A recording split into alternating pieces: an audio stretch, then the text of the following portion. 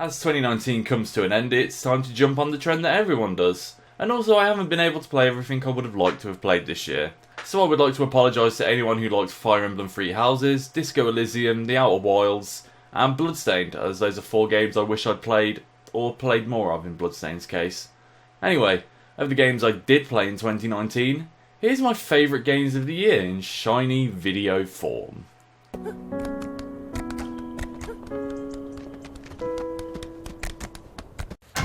Resident Evil 2. It's no secret that Capcom has suddenly found its groove again, and boy did they kick off 2019 with a bang. They took us back to 1998 with their stunning remake of Resident Evil 2. The story follows then series newcomers rookie cop Leon S. Kennedy and college student Claire Redfield as they both head to Raccoon City for a night they would never forget. Resident Evil 2 managed to invoke that sense of nostalgia for old school survival horror, but yet it still felt fresh and modern. Capcom traded clunky tank controls and fixed camera angles for the more standardised third-person controls in line with modern shooters, but what's more impressive is they did this without losing the scare factor. I honestly can't remember the last time I played a game where the zombies were actually scary. The way they moved, the noises they make, and the disgusting way they bite right into your neck made these shambling horrors feel more intimidating in a way zombie games have not done in quite some time. Combined with the cold, lifeless hallways of the Raccoon Police Department made for one unforgettable adventure. It wasn't just zombies though. The twisted, disgusting lickers lurking in the shadows, listening carefully for a fresh snack. The infected dogs prove that not all good boys are good boys. But no enemy in Resident Evil 2 even comes close to the true standout performance of Resident Evil 2. The Madman, the Meme Machine, the Tyrant, Mr. X. Even if you haven't played Resident Evil 2, there's no way you haven't heard of this guy.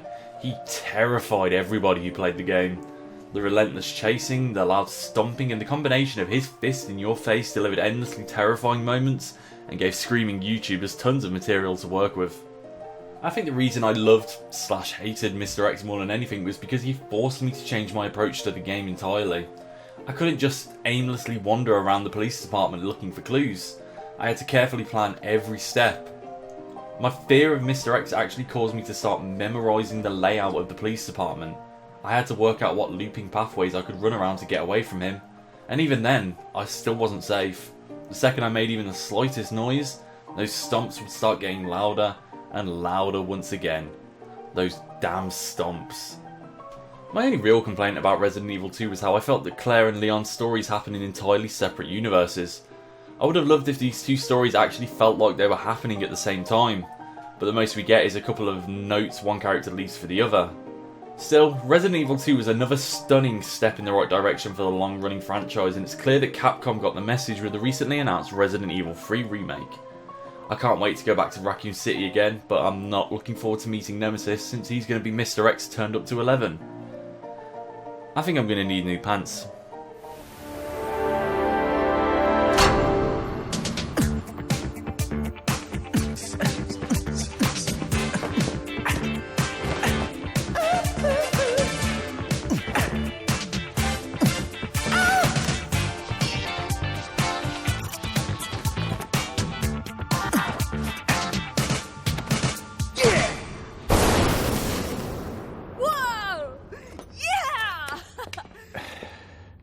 I'll take that. Score another one for Capcom. Not only did they kick the year off with Resident Evil 2, they even brought back another franchise with style. Look, I'm not going to claim to be an expert on the Devil May Cry games. The only other one I played was the Ninja Theory DMC that everyone seems to hate. And I like that game personally, but that's not the point. The point is that Devil May Cry 5 kicks ass. In Devil May Cry 5, returning heroes Nero and Dante team up with a newcomer known as V. Together, the three heroes must fight a demonic threat spurned on by an overgrown tree known as the Clypoth. Each character comes with their own moveset. Dante has a complex moveset with 4 different styles that each come with exclusive special moves as well as 4 different ranged and melee weapons to use in combat. Nero on the other hand just relies on his trusty Red Queen but has a range of robotic arms known as Devil Bringers, each with different functions. Meanwhile, V takes a step back and commands his minions to do battle for him. As a result, you've got 3 characters who all feel different and keep the campaign mixed, varied, and most importantly, fun. I didn't really have any problems with Dante and Nero. I enjoyed both of them for their differences. However, I didn't really like V's style. But that's more on me than on the design of it. I'm a very aggressive person, and so standing back while my minions do battle for me just kind of wasn't as fun as smashing demons with my own hands. The signature smoking sexy style of Devil May Cry 5 is a visual delight, and it makes for engaging, challenging gameplay. Each character has crazy combos that give you plenty of ways to beat demons into nothing more than a bloody mess. And even in my second playthrough of the story, I was still discovering new tricks and tactics to crush my foes in ways I could have never predicted. Even with all the tactics I use, I still feel like I'm just about scratching the surface of DMC5's combat. Just go look up YouTubers who are really passionate about the DMC franchise and you'll see just how much variety there is in the combat. It's insane what you can do in this game if you really know what you're doing. Devil May Cry 5 was a fun demon smasher of a game, and it had a strong sense of humour that runs all the way through. When you're not beating demons to a pulp, the story features fun, slightly crazy characters who can always find a way to make you laugh. Nico is the standout, of course. Her ability to irritate Nero in almost any situation never failed to make me laugh. Perfect timing. Now we're starting to act like a team. Ew. You like flirting with me? Knock it off. Get in the car. Even if you haven't played a DMC game before like me, then I can assure you, Devil May Cry 5 is worth your time. Q-Star, have you ever needed to fart so hard but you're worried you'll poop yourself? Coming into 2019, I thought I was getting tired of Battle Royale. I burned myself out on Battlegrounds from playing it too much, and I could never really get into Fortnite because I didn't like the building mechanics. Then in February, we suddenly got Apex Legends, a brand new Battle Royale from Respawn Entertainment, the guys behind the criminally underappreciated Titanfall series. And man, did this game really reinvigorate my enjoyment of the Battle Royale genre. Apex Legends builds off the solid gameplay foundations of Respawn's Titanfall series, but minus the parkour and Titans sadly. However, the gunplay is tight and responsive. Sliding down hills at high speeds never gets old, but Apex Legends' real secret is its incredible Battle Royale quality of life features. Each game features squads of 3 players, and in the game each player chooses a legend with a unique passive, tactical and super ability to use in combat. And this puts real weight into your picks, because each character has their own strengths and weaknesses. Caustic's area denial tactics could be a game changer in the late game, but characters like Mirage feel like their abilities can be useful at any stage. The fact that you drop as a team and can stick together during your freefall is another big one. It makes it easier to coordinate where you're landing while keeping an eye out for other teams who may be landing in the same area. The ping system is a real game changer though. Pinging allows you to communicate important information to your teammates without having to actually communicate with your teammates. With just a simple button press, you can point out specific areas, enemy locations, loot on the ground, or other important information to your squad mates. The other big trick is how each character is fully voiced and has automatic callouts that relate to their situations. Legends will call out when they're shooting or getting shot at, they'll tell you when using items, or warn the squad when the play area is getting smaller to make sure you can stay on top of any situation without having to stare at the map or other menus. For a game in which teamwork is truly the key to victory, the pings and callouts make a huge difference, especially when your squad members don't have a microphone. Apex has had its ups and downs. The first Battle Pass was somewhat disappointing due to its lackluster offerings, and then there's the whole debacle about the game's Iron Crown event, which I'm not going to get into right now. I'll just say this, Apex Legends is awesome, and I'm pretty confident it's only going to get better. Speaking of surprise Battle Royale games that came out in February, Nintendo shadow dropped perhaps one of the most surprising games of the year with Tetris 99. Yes, it's pretty much Tetris Battle Royale, but in a surprising turn of events. Tetris 99 just might be my favourite multiplayer game of the year. The premise is simple, 99 players all play a game of Tetris at once until only one player is left standing. Rapidly filling up lines allows you to send junk to other players' boards, and there's a kind of basic targeting system to try and eliminate other players until you're the last man standing. At its core it's Tetris, so it's already fun. Tetris is a timeless experience that never loses its charm, so add 98 other players to the situation and it turns into total chaos. As the number of surviving players gets lower, and the speed at which the blocks fall gets faster, that window of time you have to try and figure out where to drop each block gets shorter and shorter. Honestly, Tetris Battle Royale is an idea I'd never really thought of. Hell, I'd have probably scoffed at the concept of it, and yet here I am saying it's my favourite multiplayer game of 2019. It's terrifying, heart-pounding madness, and I absolutely love it.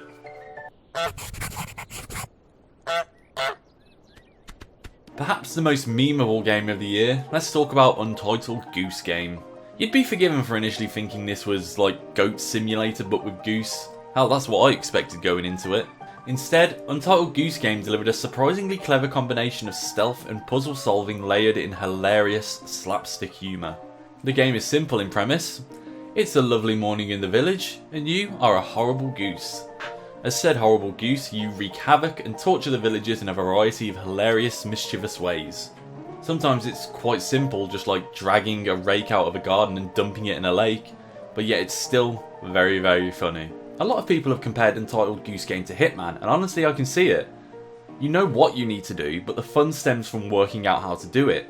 Sometimes it's short and simple. Make the old man fall over, wait for him to try and sit down, then grab the stool and pull it from beneath him, then watch him fall flat on his arse. At one point I was tasked with making a kid wear the wrong glasses, and that took a good bit of experimenting. The first thing I found was the kid would constantly run away when I honked and chased him. Then I realised that if I snuck up on him I could untie his shoelaces. And that's when it hit me. Untie his laces, start chasing him, watch him fall on his face. Once he's down, grab his glasses and run away, then come back with another pair I'd stole from a nearby shop. Job done. And that's the joy of it. Untitled Goose Game is built around the idea of setting up jokes and then enjoying the punchline as it plays out. I know comedy is a subjective thing, but I feel like one thing we can all agree is that slapstick humour is always very funny. However, I think the main reason Untitled Goose Game struck such a chord with gamers though, is because you are the bad guy. The goose has no reason to be such a dick. There's no justification for the mean things you do, but they're so harmless and silly that it's hard to not enjoy it. On the off chance that you do feel bad about what the game asks you to do, then just imagine the village are conservative voters and then you'll have no problem justifying your actions. Untitled Goose Game was a simple short romp through an English village, but made for one of the most delightfully silly experiences of the year.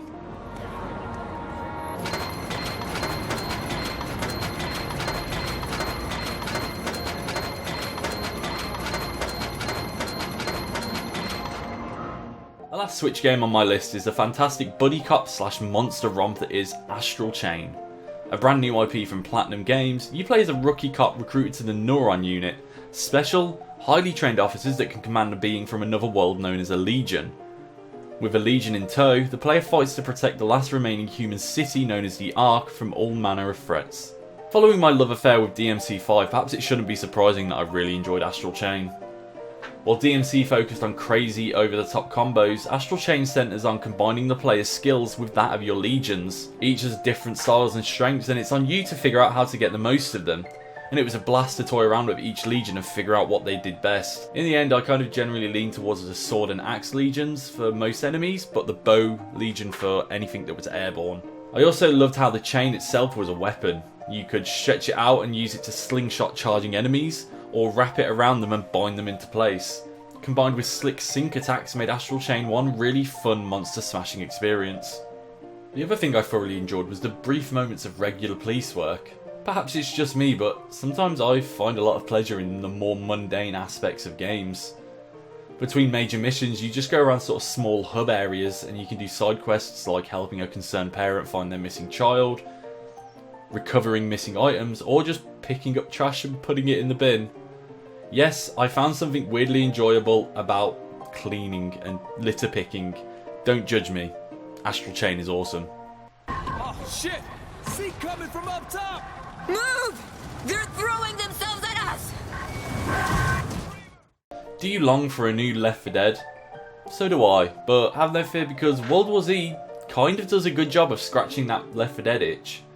If you've played Left 4 Dead, then you'll know how this works. 4 players team up to fight off endless hordes of the undead. It has 4 chapters, each comprised of several levels set in different locations around the world. There's a group of mismatched survivors trying to escape New York, soldiers in Jerusalem trying to activate a super weapon, scavengers exploring the ruins of Moscow, or special forces in Tokyo trying to evacuate the remaining survivors. Each chapter has its own story and special moments, but if there's one thing that ties them together, zombies. And a bloody lot of them. World War Z kind of plays a lot like The Division, however it's far from a cover-based shooter. If anything, it's kind of a keep running and don't stop shooting kind of game. Zombies are fast, relentless and numerous, and when they start pyramiding, it's one of the coolest sights I've seen in gaming this year. It's even cooler when you've got a grenade launcher or something explosive in hand to bring those pyramids crashing down.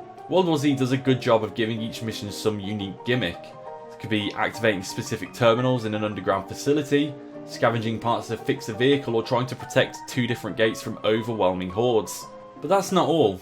Saber Interactive, the developers behind World War Z, have plenty of support planned for the game. They've already added a couple of extra campaign missions and recently released a brand new Horde mode. Don't sleep on this one, folks, it's a really fun zombie slaughterfest. If you long for a modern day Left 4 Dead, then World War Z might be the game for you. Yeah. I'm a sucker for weird games, and Katherine sounded like the kind of weird I can really enjoy. I didn't play the original Katherine, and I can admit that my initial interest in this game stemmed from the fact that some of the Persona development team are involved in it. Putting aside my love of Persona, I really enjoyed the sort of bizarre horror/love story of Katherine. In Katherine, we play as Vincent, who finds himself drifting through life. His long-term girlfriend Katherine with a K is trying to push him into marriage, but everything starts to change when he has an affair with a mysterious girl named Katherine with a C.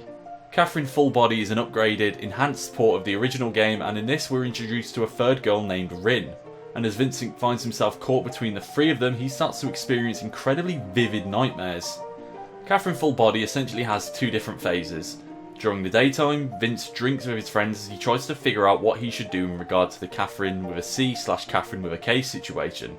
There's plenty of dialogue with a range of characters and plenty of other stories to witness outside of Vincent's own struggles, but in the evenings, Vincent has to survive his nightmares by climbing up bizarre towers.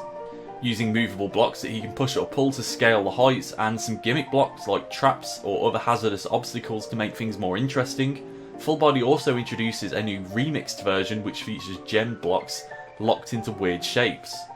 Some people might find Katherine's nightmare scenes a bit repetitive since it's centred around moving blocks to climb the tower, but honestly that's why I enjoyed it so much. The block moving gameplay actually has a lot of surprising tricks and techniques that provide quite a lot of depth to it. Blocks don't necessarily have to have another underneath them and can stay in place if they connect to another block by the edges.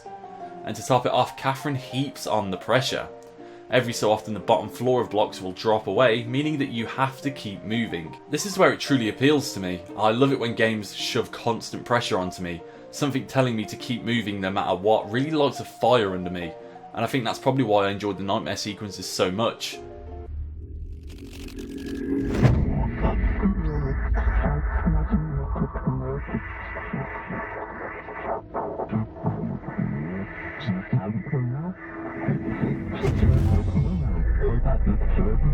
And there goes the poster. Talking about great stories, man did Remedy deliver one of the most bizarre, mysterious and downright fascinating experiences of the year with Control. Drawing heavily from the idea of the community moderated SCP Foundation concept, Control sees Jessie Faden enter a building known as the Oldest House in search of her brother who's been missing ever since they experienced a supernatural event when they were kids. Control is just fantastic, but the true standout is the nature of the Federal Bureau of Control itself. The FBC is a secret government agency dedicated to investigating and controlling supernatural events and objects. Referred to as altered world events, the FBC basically covers up the unexplainable in the world and studies it. The lore about altered world events and objects of power just makes for some incredible reading. The detail they dedicate to these tiny little documents scattered around the Oldest House is that rare example in gaming when collectibles actually feel worth collecting. Of course that isn't all that matters, this is Remedy after all, the guys behind the original Max Payne. So Control's gunplay is unsurprisingly fantastic. The service weapon that Jessie wields in combat is a unique gun that takes many different forms. Grip was my go-to since it just kind of functioned as a standard handgun, but there's other modes like a shotgun or a form that can pierce the shields of enemies. The gunplay is smooth as hell and I rarely felt hindered by the gameplay, but Control's real secret is the supernatural powers that Jessie gains during her adventure. Over the course of the game, she gains the ability to throw objects at high speed, surround herself with debris to form a shield, or even to levitate. And this is how Control sets itself apart from other shooters. See, in other games when you need to reload, you're forced to hide and you're left otherwise vulnerable. In Control, when your service weapon is empty and it needs time to recharge, well then it's time to start firing chairs at high speeds at your enemies. One last thing I want to address about Control is slightly spoilerish, so if you want to avoid that, then jump to the timecode on screen. Still here? Good. So let's talk about the fact that Control exists in the same world as Alan Wake. There are a ton of documents that reference it and establish that the events of Remedy's last-gen masterpiece is an altered world event that the FBC investigated. Hell, if you look around the Panopticon, you can even find one of the pages from Alan's book. Get close enough and it plays a small bit of dialogue from Alan himself. I used to know where fiction ends and reality begins. Here they're all the same. It's a hideous trap, my every thought made real. Fear, desire. How can I ever know for sure I've escaped and not just lost in my own fantasy of it? That thought alone can drive you insane. And they're also promising a DLC called AWE. Let's just take a look at the artwork they posted for it. There's something awfully similar about it, huh? Yo, talk! Kaito-san, Stay the fuck out of this! where are you?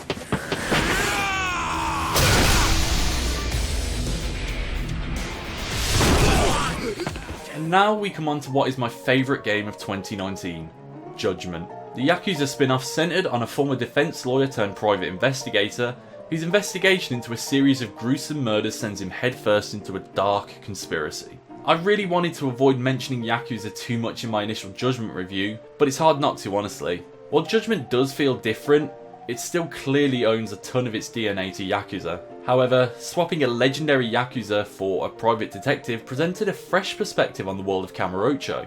The game's protagonist is Takayuki Yagami. Previously a defence lawyer, Yagami swapped the courtroom for the streets after getting someone acquitted of murder only for said person to immediately kill someone else. Now Yagami takes on all manner of cases such as missing pets, sexual harassers and other more bizarre cases to keep the lights on. That's why Judgment is so much fun. The main story is a serious mystery surrounding a series of dead bodies with their eyes gouged out, but outside of that you'll tail cheating partners, pursue perverts, or other silly adventures that serve as a nice change of pace from Judgment's intense storyline. But Yagami's investigations aren't always that easy, and it usually isn't long before someone gets a little angry and a fight breaks out. And taking a few cues from Yakuza 0, Yagami can swap between two fighting styles. There's Crane style, which features wide sweeping attacks for dealing with large groups of enemies, or Tiger style, which focuses on dealing high damage to single enemies, and each carries special EX actions to inflict high damage in slick, stylish fashion.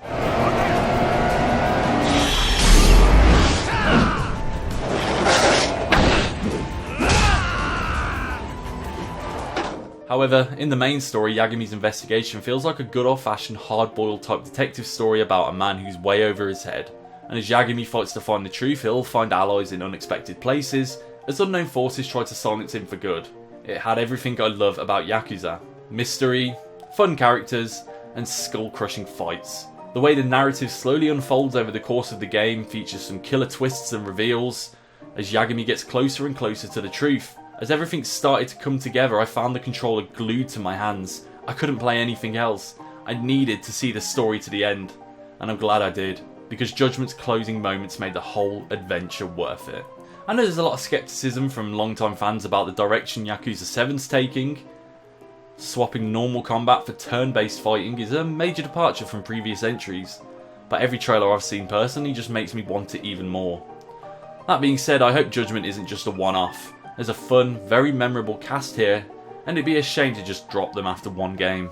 So that's it for 2019, but 2020 already has a ton of exciting games lined up. I'm thinking about checking out Tokyo Mirage Sessions and Monster Hunter World's Iceborne expansion, which both come out next month in January. But there's just an unfair amount of amazing games coming out around March and April time. Doom Eternal, Animal Crossing, the Resident Evil 3 remake, Persona 5 Royal, Cyberpunk 2077 and The Last of Us Part 2. May God have mercy on my soul and my wallet. Thanks for watching, and please subscribe to the channel for more awesome content.